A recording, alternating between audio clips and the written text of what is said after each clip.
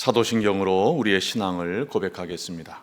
나는 전능하신 아버지 하나님 천지의 창조주를 믿습니다. 나는 그의 유일하신 아들 우리 주 예수 그리스도를 믿습니다. 그는 성령으로 잉태되어 동정녀 마리아에게서 나시고 본디오 빌라도에게 고난을 받아 십자가에 못 박혀 죽으시고 장사된 지 사흘 만에 죽은 자 가운데서 다시 살아나셨으며 하늘에 오르시어 전능하신 아버지 하나님 우편에 앉아 계시다가 거기로부터 살아있는 자와 죽은 자를 심판하러 오십니다. 나는 성령을 믿으며 거룩한 공교회와 성도의 교제와 죄를 용서받는 것과 몸의 부활과 영생을 믿습니다. 아멘. 은혜로우신 아버지 하나님, 이 아침에도 저희들을 깨우시고 하나님 앞에 세워주시니 감사합니다. 이 아침에도 거룩한 영으로 저들 가운데 충만히 내주해 주셔서 저들을 만나주시고 말씀해 주시고 은혜와 사랑을 베풀어 주시옵소서.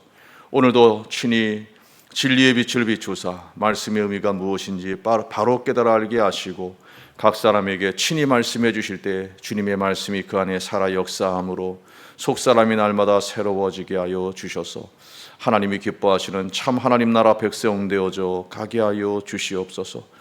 오늘 주시는 말씀이 생명의 또 양식이 되게 하시고 능력이 되게 하시고 치유하는 약이 되게 하시고 지혜가 되게 하여 주시옵소서. 말씀을 순종함으로 30배, 60배, 100배의 열매를 맺게 하여 주시옵소서. 간구하며 부르짖는 기도마다 응답해 주셔서 더러운 영들이 떠나가고 병든 자가 나음을 입으며 삶의 문제가 해결되고 닫혔던 문이 열려지는 은혜의 역사를 경험케 하여 주셔서 살아계신 주님을 날마다 기쁨으로 간증하며 선포하게 하여 주시옵소서. 이 모든 말씀 예수님 이름으로 기도하옵나이다. 아멘. 이 시간 우리에게 주신 하나님의 말씀 창세기 25장 19절로 34절까지의 말씀이 되겠습니다. 제가 봉독하겠습니다.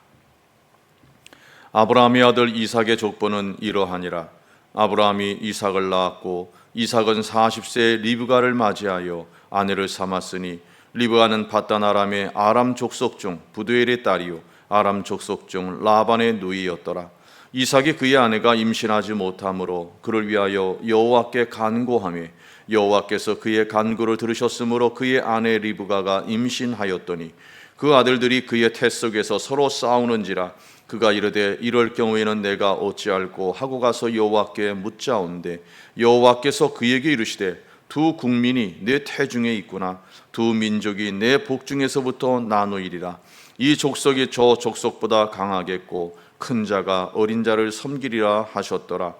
그 해산 기한이 찬즉 태에 쌍둥이가 있었는데 먼저 나온 자는 붉고 전신이 도록 같아서 이름을 에서라 하였고 후에 나온 아우는 손으로 에서의 발꿈치를 잡았으므로 그 이름을 야곱이라 하였으며 리브가가 그들을 낳을 때에 이삭이 60세였더라.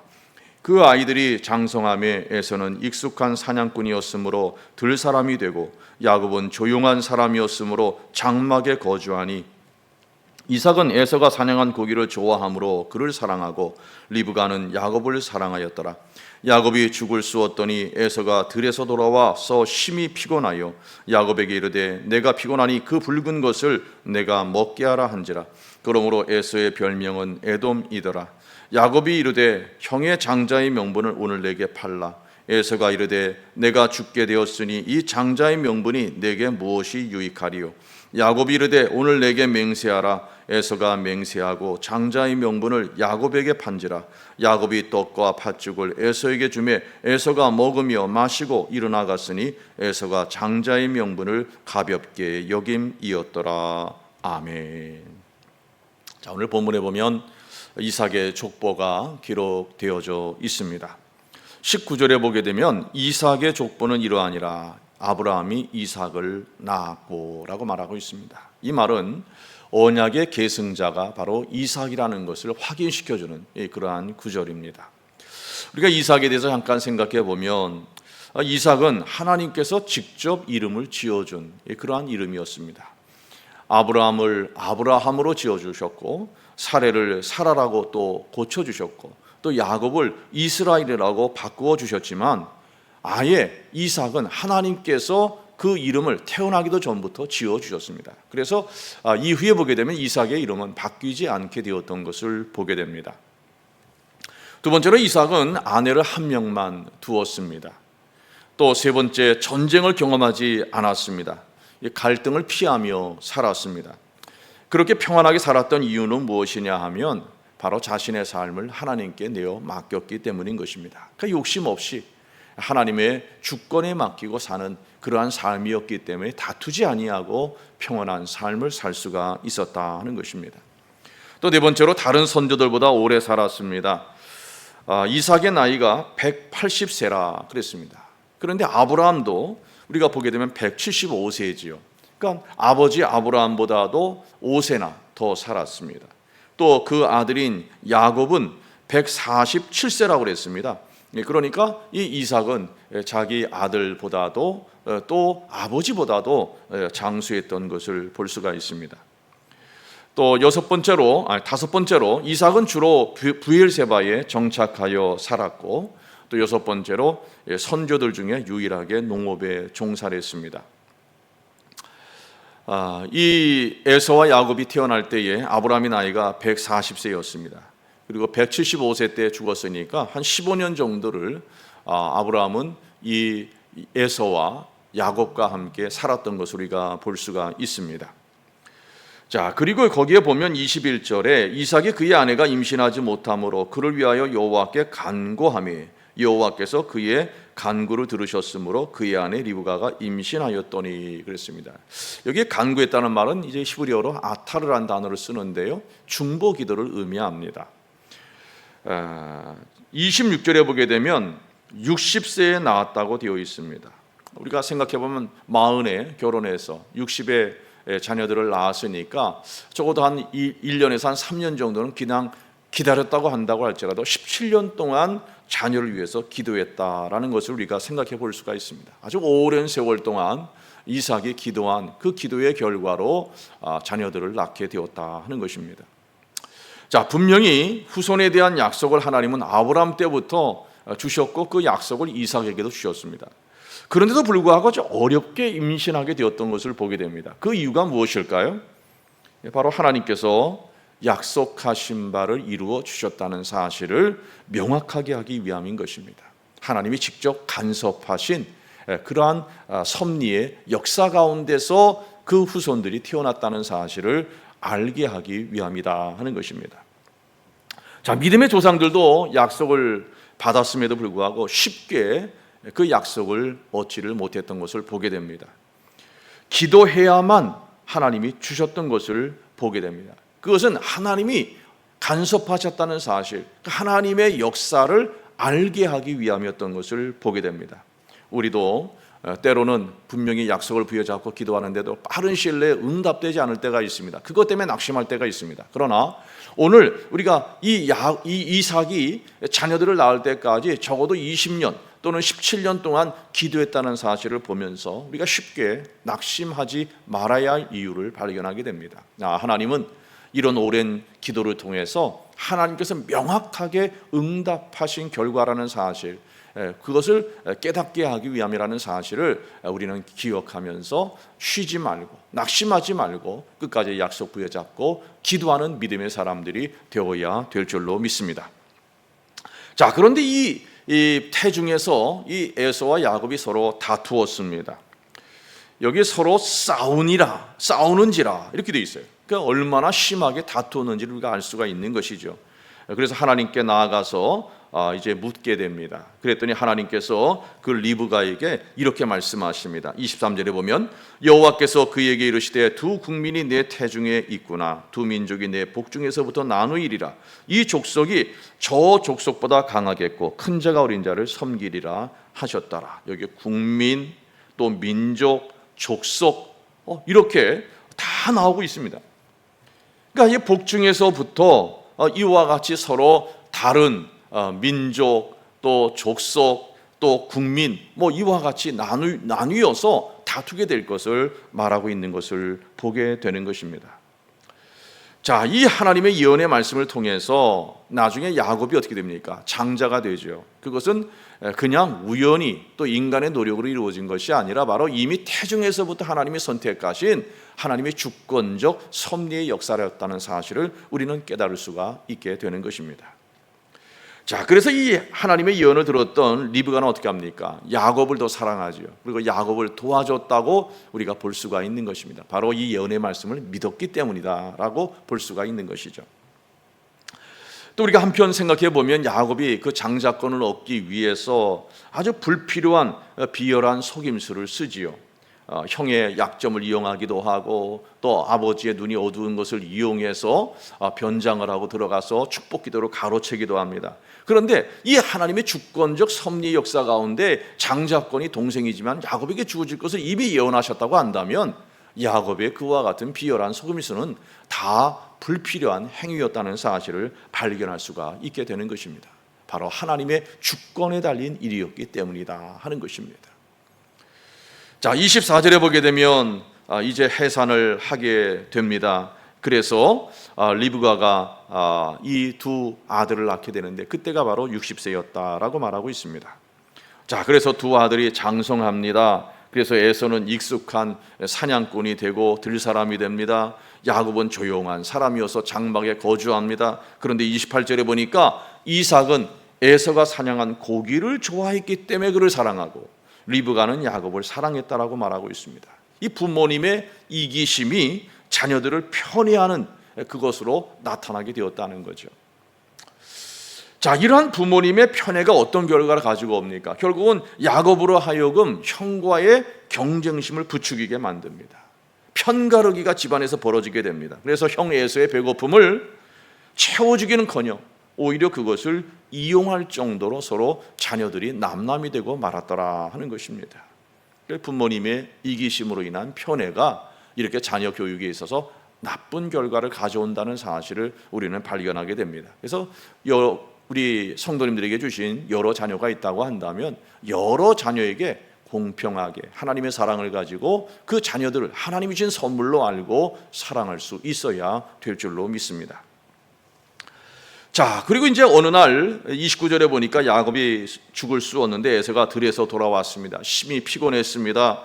그래서 야곱이 죽을 쓴 것을 보고 말합니다. 내가 피곤하니 그 붉은 것을 내게 먹게 하라. 그랬더니 이 야곱이 그 형의 배고픔을 이용하지요. 이렇게 말합니다. 31절에 보니까 형의 장자의 명분을 오늘 내게 팔라.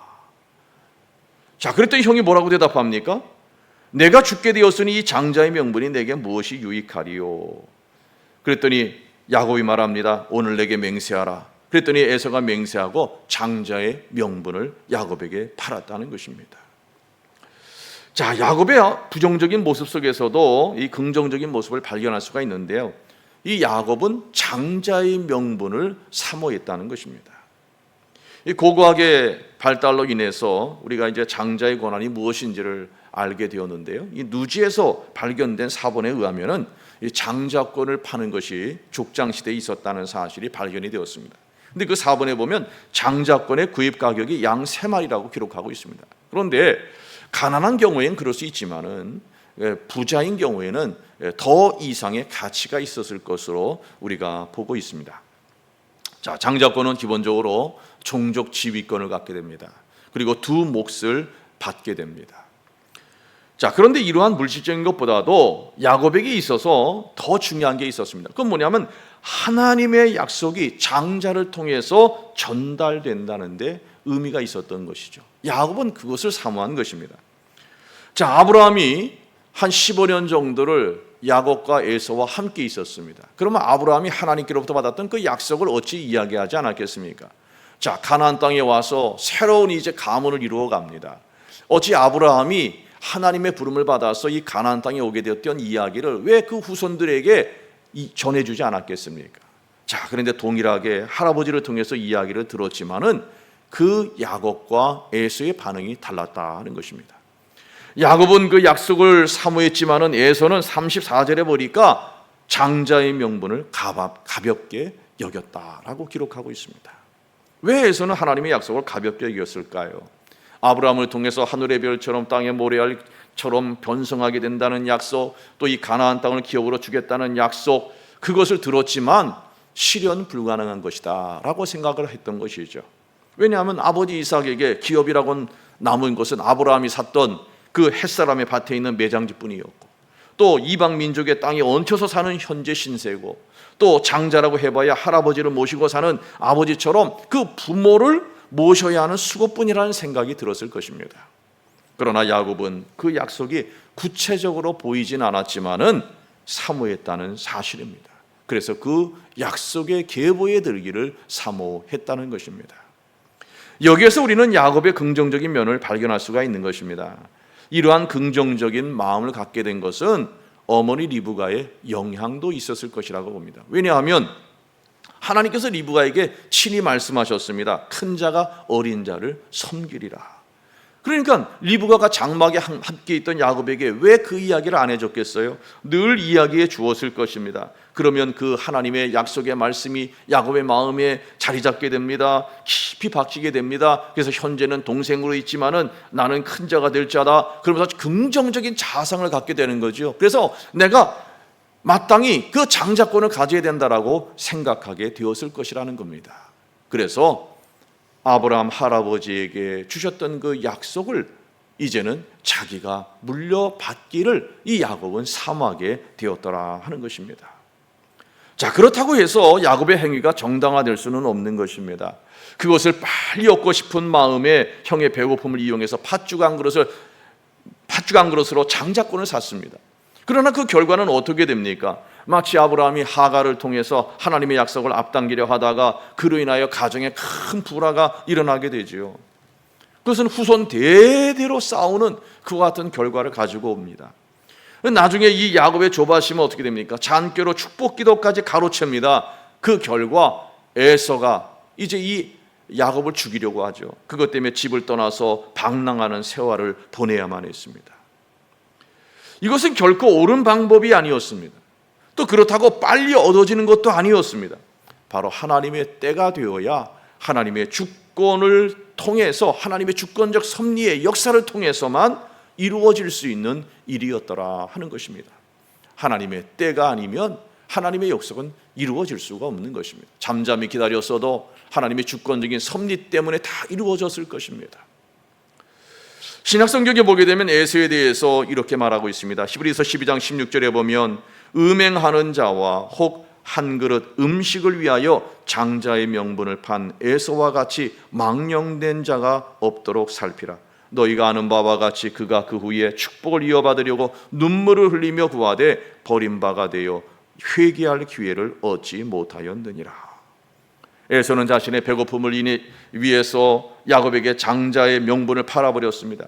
약속의 가치를 당장의 눈에 보이는 현실의 팥죽보다 보잘것없는 거로 여겼다 그 말이에요. 자기의 배를 위해서 미래에 주어질 엄청난 하나님의 복을 포기했다는 것입니다. 우리도 육신의 정욕이나 세상의 욕심, 당장의 이익을 위해서 믿음을 저버림으로 말미암아 하나님의 복을 버리는, 포기하는 어리석은 자가 되어서는 안 되는 것입니다. 우리는 예수님을 믿음으로 더 좋은 영적인 장자권을 가지게 되었습니다. 바로 천국을 영원한 기업으로 물려받게 된 것입니다. 바로 천국의 상속자가 된 것입니다. 우리는 에서처럼 세상 욕심으로 인해서 천국을 잃어버리지 않도록 항상 위의 것을 생각하고 바라보고 사모하면서 믿음을 지켜 나아가야 할 것입니다. 유혹이 많은 이때에 에서와 같이, 그와 같이 하나님의 복을 잃어버리는, 하나님의 복 대신에 이 일시적인 세상의 욕망을 따라가다가 불행에 빠지는 그러한 일이 없도록 늘 깨어서 천국을 사모하는 우리 모두가 되길 주님의 이름으로 축원드립니다. 함께 기도하겠습니다. 함께 기도할 때, 우리 교회를 위해 기도할 때 영적인 부흥과 성장을 주셔서 온 성도님들이 말씀을 사모하고 하나님 만나기를 사모해서 말씀의 자리, 기도의 자리에 모이기를 힘쓰는 교회가 될 수 있도록 에즈베리 대학과 같은 성령의 기름 부음을 허락해 달라고, 부흥을 허락해 달라고 기도할 수 있게 되길 바랍니다.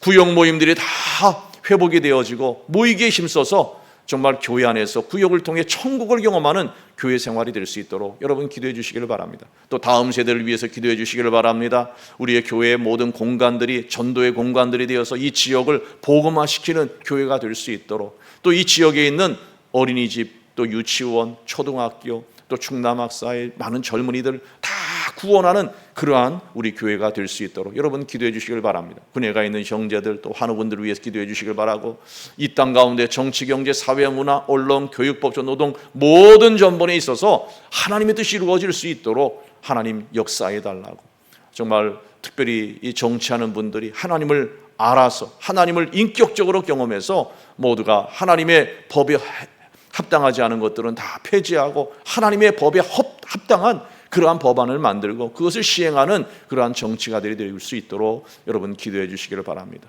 또 세계를 바라보면서 한국교회와 세계 교회가 다시 말씀으로 돌아가고 다시 새로워질 수 있도록 함께 기도할 수 있게 되기를 바랍니다.